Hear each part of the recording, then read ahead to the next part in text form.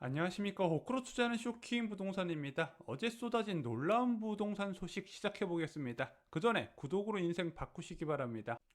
자, 요즘 굵직굵직한 부동산 소식들이 매일 쏟아져요. 특히 어제 중요한 소식들이 굉장히 많이 있었습니다. 그 중에서도 중요한 두 가지 소식을 좀 정리를 드리고자 합니다.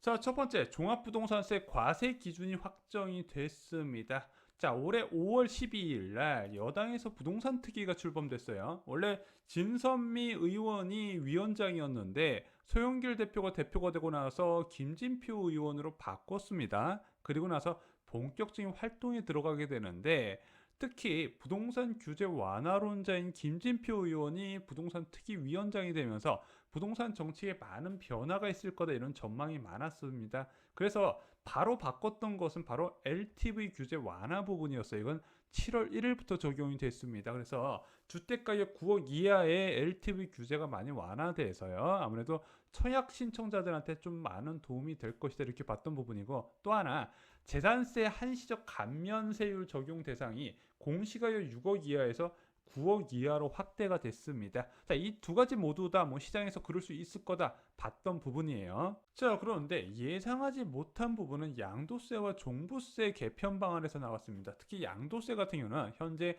1가구 1주택자 비과세 기준 금액이 9억인데 이것을 12억으로 상향을 한다는 거예요. 현재는 9억분까지는 이제 비과세 혜택 주고 그 이상분은 안분 계산해서 장기보유 특별공제 혜택 80% 적용해주면서 이제 장기적으로 보유를 권장하고 있는 세법이 적용됐었는데 그거를 12억으로 바꾼 거죠. 또한 종부세 같은 경우는요. 공시지가 상위 2%에 한정해서 과세를 한다는 거예요. 한마디로 주택가격 공시가격 줄 세운 다음에 상위 2%가 얼마더라? 그 2% 소유주한테만 과세를 한다는 부분이죠. 이거는 여당 내부에서도 많은 반발이 있었는데 결국에는 당론으로 확정되고 정부와 이제 구체적인 방안을 협의해서 들어갔는데 이 종부세 공시지가 상위 2% 한정 과세 방안에서 반올림한다는 이야기가 나와요. 이 반올림이 뭐야? 어떤 언론에서 이것을 445입이라고 표현을 하더라고요. 자, 이번에 개편된 종합부동산세 과세 기준을 좀 다시 한번 따져볼게요. 자, 1주택자 단독 명의가 있을 것이고 1주택자 공동 명의 그리고 다주택자 모두 다 종합부동산세 과세 기준이 달라요. 먼저 1주택자 공동 명의는요.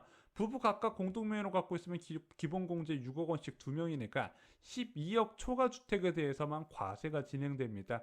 그럼 다주택자는 개인이 갖고 있는 주택을 보유한 합산 금액에서 기본 공제 6억 원을 빼고 나서 과세가 들어가요. 이 두 가지는 변화가 없습니다. 이번에 민주당에서 추진하는 방안은 1주택자 단독 명의 공시가격 9억 초과 주택에 대해서 이제 과세를 하고 있던 부분을 바꾼다는 거예요. 근데 솔직히 공시가격 9억 초과한다라도 최대 80% 세액공제를 받아서 실질적으로 종합부동산세 무서워서 파는 사람은 없었거든요. 자, 근데 이걸 어떻게 개편했다? 상위 2% 주택에 과세를 하는데 공시가격 보니까 10억 7천 이상부터 과세가 될 것 같아.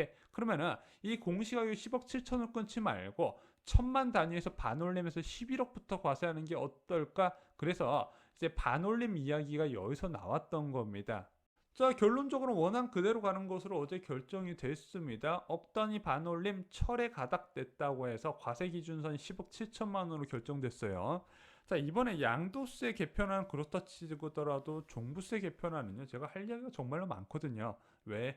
명분이 없다는 거예요. 자, 왜 명분이 없냐? 실소자를 보호한다 이런 목적으로 1주택자 보호 방안을 꺼내 왔는데 야, 그러면은 거주 여부를 따져서 보호를 해야지.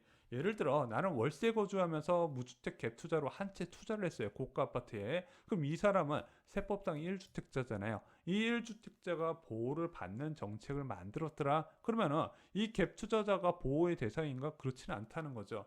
게다가 이런 실수요자 보호를 강화할 거면 반대로 다주택자는 강화해야 시장에 신호를 줄 수 있는데 다주택자 과세 강화 방안을 쏙 빼놓고 1주택자 대폭 세금 감면액만 꺼내 들었다는 겁니다.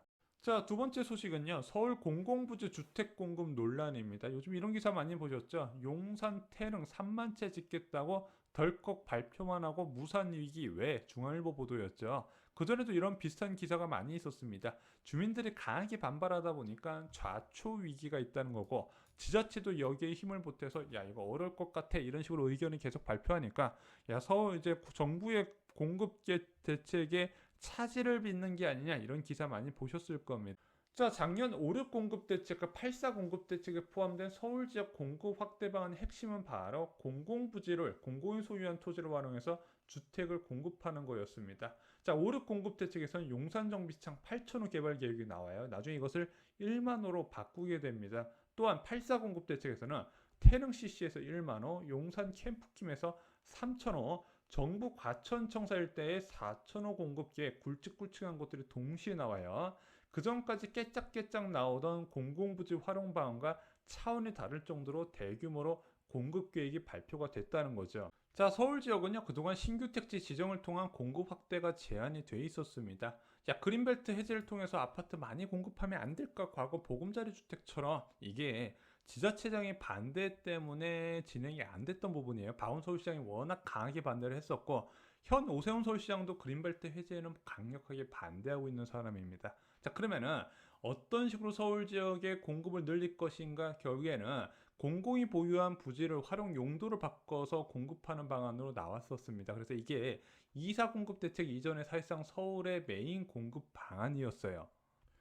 그래서 현재는 정비사업, 공공정비사업을 통한 공급 확대 방안을 정부에서 주로 추진하고 있지만 그 전까지만 해도 공공부지를 활용한 공급에 많은 의존을 했었다는 거죠. 자, 그런데 작년 8월에는 발표가 됐었던 과천지구 계획이 좌초가 됐어요. 자, 보시면 여기 정부 과천청사 일대에 4천호 공급 계획이 있었죠. 자, 이 얄짜 용지에 아파트 공급 계획이 나왔었는데 주민들이 워낙 강하게 반발하다 보니까 어떤 식으로 전환이 됐냐? 과천지구 내에 이제 지식산업센터가 들어가는 자동용지 비율이 굉장히 높았거든요. 그것을 아파트로 전환하고 주변의 토지들을 활용해서 더 많은 양을 공급하겠다고 과천시가 제안하고 그것을 정부에서 받아들인 겁니다. 그래서 숫자는 일단 4,300호로 바꿔서 계획이 나왔어요. 그런데 이런 방식으로 서울시도 용산과 태릉시시 개발계획 반대 입장을 표명한 겁니다. 기초자치단체장도 반대를 하고 있어요. 야, 근데 여기서 궁금한 겁니다. 야, 정부가 추진하는 것을 지자체장이 반대하면 못하는 건가? 현실적으로 지자체장이 마음먹고 반대를 하면 추진하기 좀 어려운 부분이 있거든요. 그래서 오히려 이 갈등 관계를 안 만들려고 정부가 강하게 지자체장이 반대하면 어느 정도 정치적으로 협입상을 좀 진행한 부분이 있어요. 과천 사례도 과천시장이 강력한 반대로 대안을 선택을 했다는 거죠. 자, 그러다 보니 언론들은 태릉CC 용산 정비창 계획 취소 가능성을 좀 언급을 했었어요. 일단 서울시에 오세훈 서울시장이 용산에 좀 애정이 남다르잖아요. 자, 그러다 보니까 이런 지역에 임대주택 공급하는 게 말이 되냐. 게다가 태릉 골프장 개발 계획이 아무래도 노원 쪽 지역의 주민들 반발에 노원구청장 소환까지 언급이 됐었거든요. 자, 그런데 이게 무산이 되잖아요.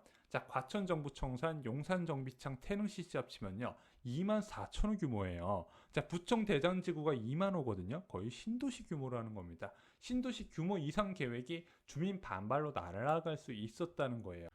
하지만 국토부에서요 보도 해명 자료를 발표했습니다. 정부가 작년 8월에 발표한 서울권역 등 수도권 주택 공급 확대 방안상에 신규 공공택지 사업은 개발 구상 마련을 완료하고 지자체 등 관계기관과 협의를 진행하고 있다. 최근에 과천 사태를 계기로 일각에서 8.4 대책을 통한 신규 택지 공급 불안 문제를 제기하고 있는 언론들이 있는데 국민들께 약속드린 주택 공급 계획은 차질 없이 추진될 계획이다. 그리고 1마로 공급 계획인 태릉 골프장의 경우 서울시 등 관계기관과 긴밀히 협의하여 지자체와 상생할 수 있는 개발 구상을 마련 중에 있으며 조속히 지구 지정을 위한 제반 절차를 착수할 계획이라고 합니다. 그래서 태릉 골프장 같은 경우는 녹지 비율을 좀 더 범위를 넓혀서 확보하고 개발하는 방안을 좀 얘기를 하고 있는 것 같아요.